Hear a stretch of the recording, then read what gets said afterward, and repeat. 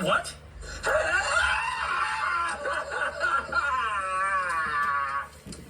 I didn't understand a one word you said. Ron, are you okay?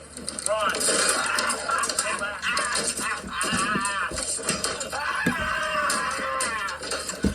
Ron, where are you? I'm in a glass case of emotion. Look, he's got a recording stone on. What? He's got No! Yeah, there you go, guys. There's a little crow theater for you. Just love that scene so much. And, it's fine. I like being goofy for you guys. I'm not goofy anywhere else. Most of the times I'm just too damn serious with things. But here I'll be goofy. Here I'll say goofy shit. I'll regret goofy shit, but I'll say it. But I'll show you the goofier side of things. We need to take things lightly, We've been taking things a little heavy lately, too. We've been talking a lot about our community and everything. And the old crow's been thinking, this has been a great time and everything like that. It's great to see people getting their confidence up and enjoying YouTube. That's why you did it. You wanted to enjoy it. You didn't go and do this stuff to put pressure on yourself. And the people that are here to watch YouTube aren't here to see you put yourself through the ringer. No one is, right? No one's here to watch you put yourself on trial and hurt yourself, right? And it's not because that's boring. God, some people would find that all too fun to watch. No, it's because people can have compassion, right? And the people that are in these particular circles on YouTube have a lot of compassion for all of us, right? I've seen it. That's why my channel grew this year, as opposed to died stagnant with heartbreak and disappointment. And you guys see it, because when the last couple of weeks have gone down, the one message has been clear across several channels and from several content creators, but of course I'll name a few. Aaron with the Toy Enhancer, Punk with Toys, 3-Star Girl, Woody, the Triple Two, Same Time Toys, Cobra Crimson Commander, Heavy Metal Toy Box, Payne's Toys, Tony Figs, Ireland Misfit Toys. I'm running out of names just off the top of my head, and I gotta move on. But my point being is the message within all of that is we welcome the new perspectives to the community happily. Please carry on. We got to meet one of these today, Cobra Crimson Commander, who told us the reason why G.I. Joe resonates so well with him. And I thought that was just a wonderful episode. Just great video for him to do. And he really puts himself out there and explains exactly what he feels he needs to explain. And he did it perfectly and beautifully. It seems to me like it's probably something he's had to explain a couple times before, because he delivered it concisely and painted the perfect picture to help us all understand where that attachment to the G.I. Joe Classified lies within his soul, right? And within his heart and mind and his memories and his trials in life. And one of the key terms he used was escape. And I find that's a common theme a lot of people have. It's the sad one we all have, right? It's the one you saw on Punk's Pit when quite a few special guests showed up, and we talked to them in the chat all the time, but they were on there. And at some point, each of them has a story that revolved around a particular pain, right? And what a sad thing that is. And it shows you, when you see what the guys collect, how they talk about it, how they look at it, how they cherish it, right? We have that escapism all shared here when we all have something in our past that we were trying to escape, right? Back before. Joe helped us get away. Joe drove his vehicles through the front gate of your problems of the day, blasted your angry dad out the door or your nagging mother, blew her to oblivion with a flurry of Vamp volley fire followed by Mobat tactical fire and movement. Both of them left your room at some point, and you were left feeling bad about yourself only for a moment, because there was Duke Hauser and Flint and Beachhead saying, "Play with me, man. Let's go to war with Cobra. Let's go F up Cobra's day. Let's do this. Call your buddies. Let's go to their backyard and let's go F up their armies. Let's go play. And let's play joke. Let's take out that aggression and let's destroy something. Let's destroy something. Right? That's what it really broke down to. Joe was never promoted as a massive violent cartoon, but it was a war toy and there was no getting around that, right? And what did you do with your war toy? Did you fire and suppress Cobra into surrendering every time? Or did you flat up kill some shit? Right? It's escapism. And as kids, it's interpreted in 1,000 different ways. And as adults, when you dive into the psychology of it, you start to figure out what you're doing, right? And I'm escaping the same as all you guys are. I'm escaping all my little psychology issues, right? And yes, this is a spinning compass as well as being the rock and roll swindle. Yeah, I'm escaping just like everybody else. I guess what is kind of... I'm trying to figure out the best way to say this. I think what people are noticing and sticking around for sometimes is that I am goofy, right? But I'll be blunt and honest about shit. And I'm goofy, but y'all know that's not necessarily where the past lies with a guy like that, right? So I feel like you all got to know me really well over this last year, so I'm not going to harp on my issues and things like that. Those will all come to light when the conversation dictates that they should. I want to talk about why escapism is important for your brain cannon, all right? These are your toys. Somebody we like to watch, he says, no one's coming to take your dollies away, right? And he's right. These are your toys, and you can do whatever you want with them, all right? And you can buy them however you want. You can buy them on clearance sales. You can pay full price. You can buy them in droves. You can wait and wait and wait and snipe. You can do that any way you want. Once they're in your hands and the cash is exchanged, those are your toys. Go at her, boy. Right? And girl. But I find there's a fear almost when people are pulling these out now. A fear that it's not going to meet their expectation. A fear that it could be done better. A fear that it was a lackluster figure. And that's, to me, the downside of YouTube. That's the bad thing I bring to the table, guys. And I think we all do. We try not to. We all try not to, right? But we do it. We do it. What you're going to see me doing now, in case my buddy Jay's watching, because he likes these paint tutorials right now, is I'm going to dry brush that second character that I was going to work on, the colors I want him to be. It's actually, these two are going to be very matching, so I'm just going to use the same color for both of them. That second character is going to be a different iteration of Duke, by the way. I'm not calling him Duke from this point on. It's going to be Hauser. Okay.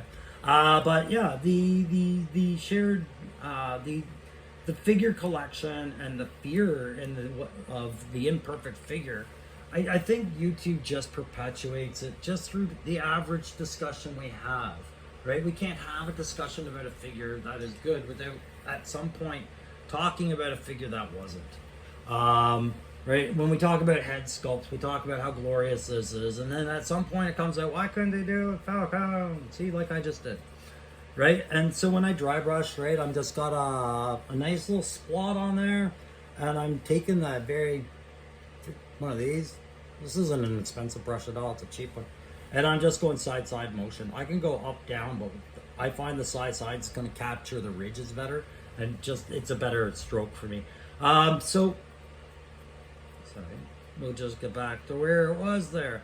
So yeah, like I feel like we perpetuate it by just keeping the conversation going longer than it needs to be when there's a problematic figure or something like that.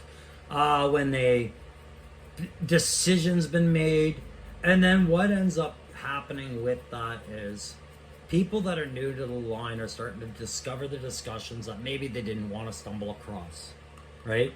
But they're seeing new products, they're seeing all this, and they're getting caught up in the shift of what YouTube really brings to the table, which is a lot. It's basically TV now, right? Like pretty much, it's time to watch this guy. Oh, it's time to watch that guy. Oh, it's time to watch this chick. Oh, it's time to watch that.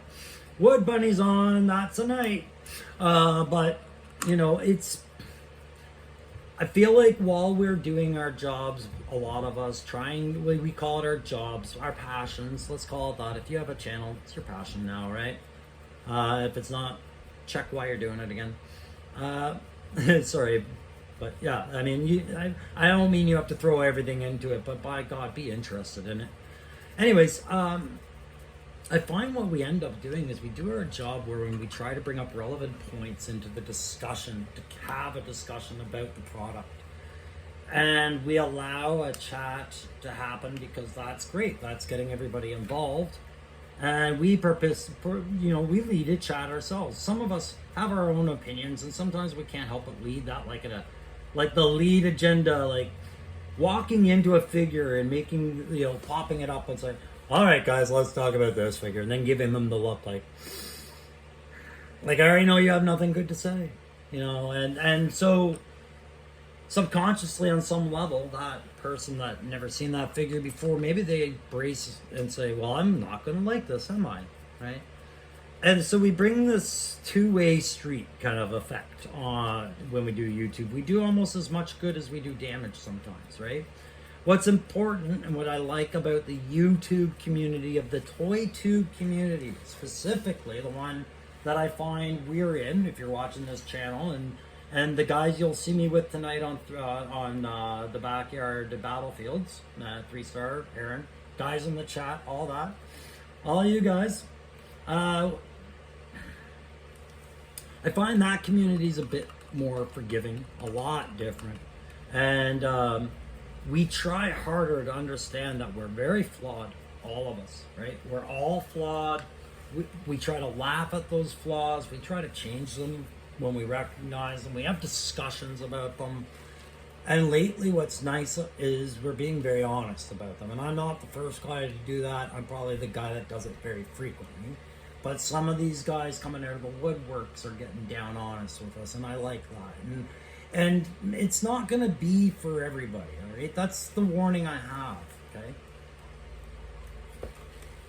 When you talk as much as I do, as perpetually as I do, and you expose more of the truths of the background of your character, your character, yourself, and things like that, I never did it because I was like, well, if I tell this story, they'll want to join me, right? Like if I tell that. No, I just think it's important, if you're gonna stick around and get to know somebody, you get to understand a little bit of who they are. So maybe when you're picking up on something that maybe you're not liking about what they're doing, maybe you at least understand it and it doesn't bother you as much, right? With me, I ramble. With me, I talk about ADHD a lot. With me, I have sometimes some personal biases over certain characters I review. But I often come off too positive, right? Because what I get negative about, really, is the judgment of being positive, really. All that stuff, right? And then I get negative about the negative, right? It's perpetual. It's us not doing each other any favors. Anyways. So there, I've got the dry brush on. So Duke is, just as you understand it, I am trying to do a Duke based off of what I'm seeing with the Skybound Entertainment Group's handling of the character for the comic series he has on the go. I guess it's a limited series. I thought it would be an ongoing, but I guess that and the Cobra Commander are a limited series. I think they stop at issue 6 or something like that. But they're like runoff series, spin-off series off that new G.I. Joe line series, 301 through, I think they're up to 306 soon, 306 or 307. Nonetheless, the characters that are done in there are done really nicely. I was very skeptical going in. I wasn't too happy with the Serpentor story arc they were doing, but I got it now. I'm picking up on it. But Duke was one of those guys where I was like, this makes me think of wanting to get to know Duke a little bit better. And as you get to know Duke a little bit better through guys like JLS Comics and my dry brush on that is done. The reason I dry brush gray, guys, is so that most colors stand off well on the gray as you're painting them. You don't need as many coats to hide the gray. It's better than painting on black or white, so it's a good neutral color. But yeah, watching JLS Comics is a really great way to get to know characters that maybe you're a little hazy on. I can't recommend that guy enough. I mean, like, that guy's kind of like my YouTube guru. You know what I mean? It's like a master. I must to know what is it about Duke that I do not know, and therefore do not get excited about as others do. And he says, sit down, Guy Gene, and for the next 25 minutes I'm going to tell you all about Duke. And then he does it, and then I walk away, I'm like, Duke could be any kind of character in the Joe line. Duke can be a leader, and he is the leader. Duke can be the leading man. You know, look at the Scarlet Duke Loves triangle with Snake Eyes, who, I'm sorry, Scarlet, but I don't trust that you're not at least cheating on Snake Eyes when you look him in the eye. Just, yeah. But, I mean, I get love is love, but Duke can be the leading man. Duke can be the action hero, martial arts brawler. Not martial arts, maybe, but just brawler. The gun runner. Duke can play a bad guy for a bit. Like, he can be the guy at odds with the popular vote. And Duke can be a lone wolf. And we've learned all this through JLS Comics without having to ever read a whole lot more. There's so much more going on to Duke than just the old cartoon, right? And the old toy. They made a character. And Channing Tatum died as Duke in a movie, and no one even cared. But you couldn't kill him in the cartoon. They cared too much. Oh, how we've grown. Anyways, yeah. So I wanted to do an end state Duke. I wanted a Duke where leadership wasn't his goal anymore. I wanted a Duke that screwed up, that had gotten people killed, and that had taken himself off the line and accepted a new role, just doing what Hauser does, right?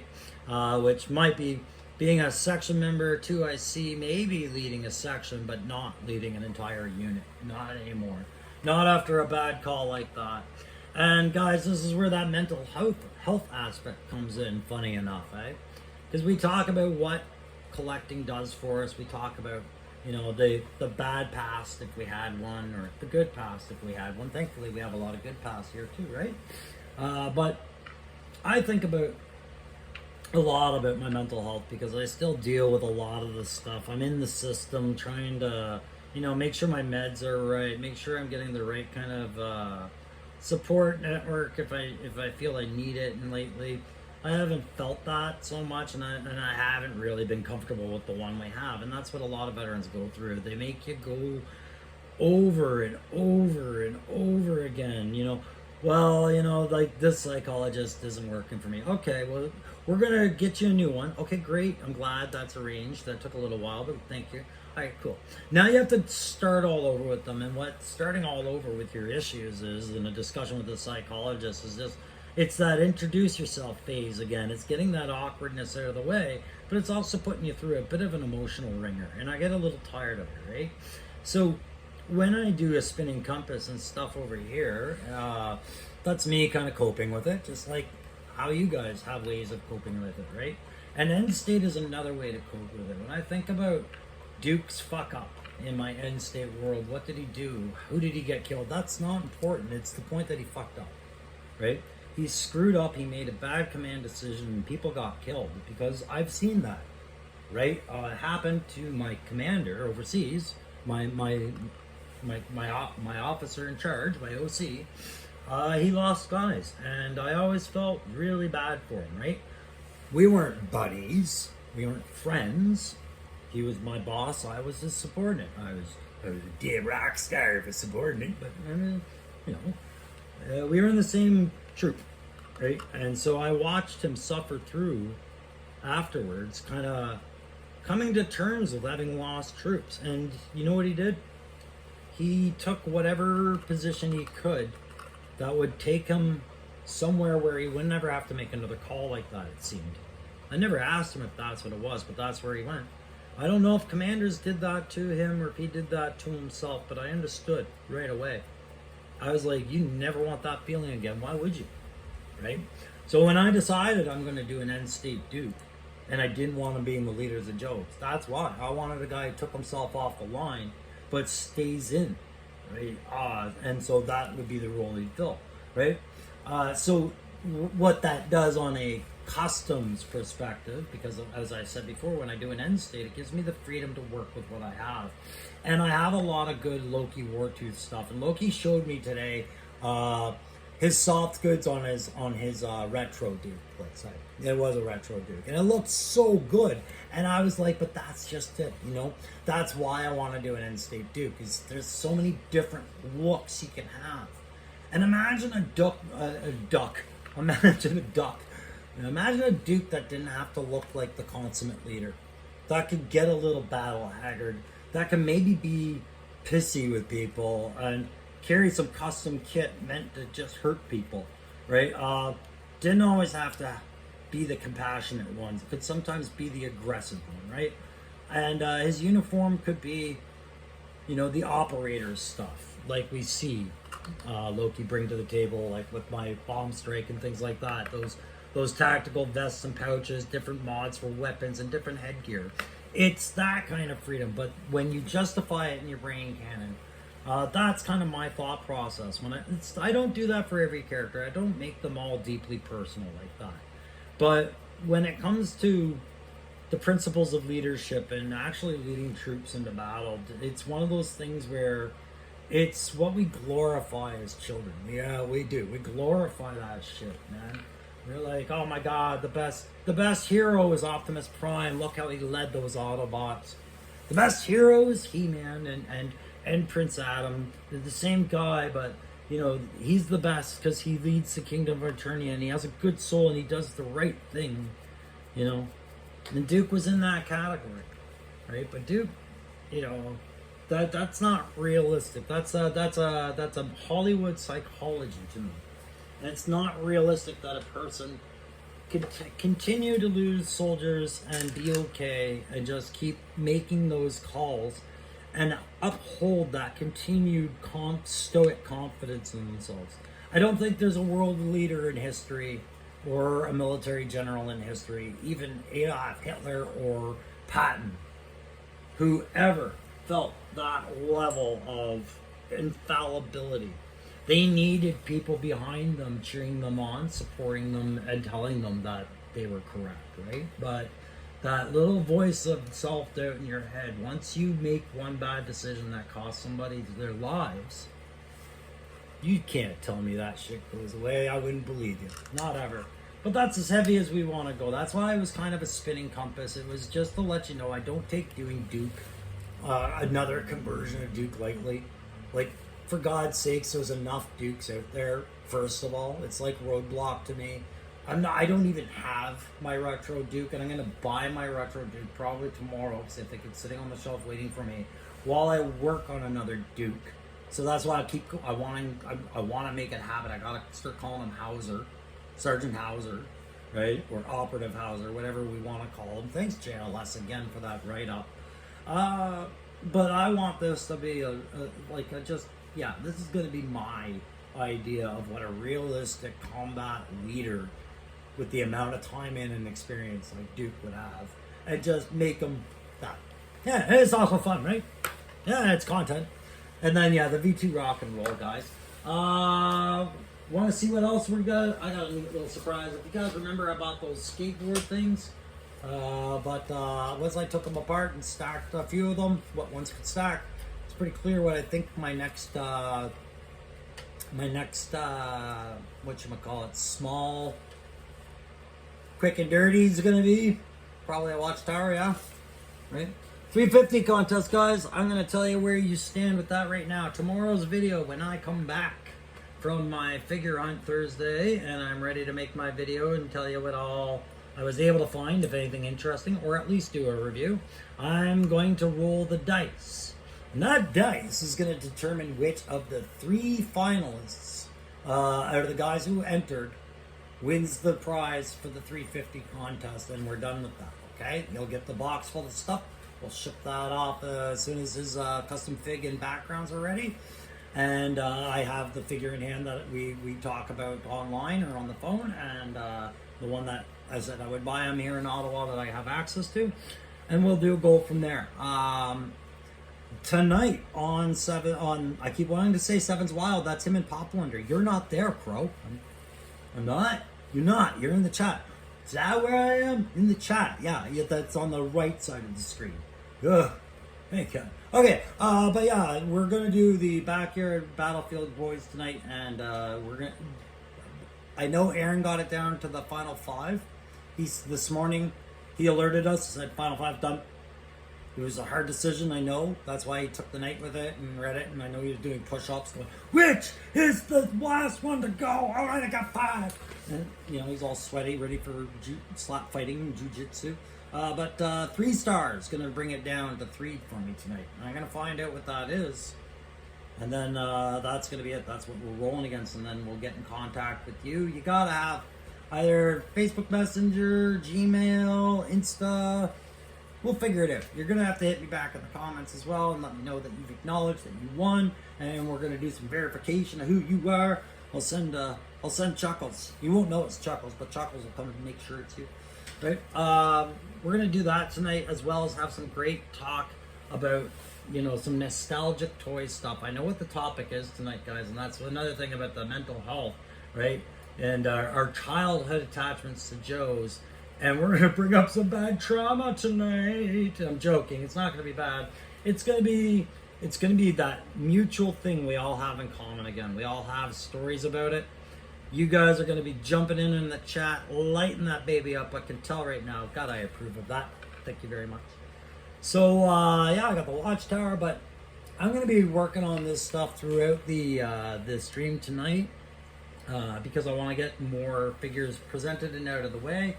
But I have some bigger plans for the other stuff going on, and I'm thinking as next week starts, I think that's the week I'm going to start kicking off the re-reviews of figures I did when I first started this channel. Guys like the first Rock and Roll or Stalker. I had a different take on the whole line back then. I was wide-eyed, nude, I was like a virgin. Oh my God, I'm not finishing that. Yeah, but I just didn't have the insights I have now. I was just trying to approach everything from a tactical perspective. But what I'm going to look at these figures now is, do they stand up, or was I blinded by the light, kind of, so to speak? You know what I mean? Yeah, so as far as the Great Rock and Roll Swindle goes, which is an old Sex Pistols album, by the way. Punk, you're not the only one who had a definition of punk at some point. I just didn't maintain the punk lifestyle. And the Sex Pistols were just candy punk, really. It was your introduction into angry music, right?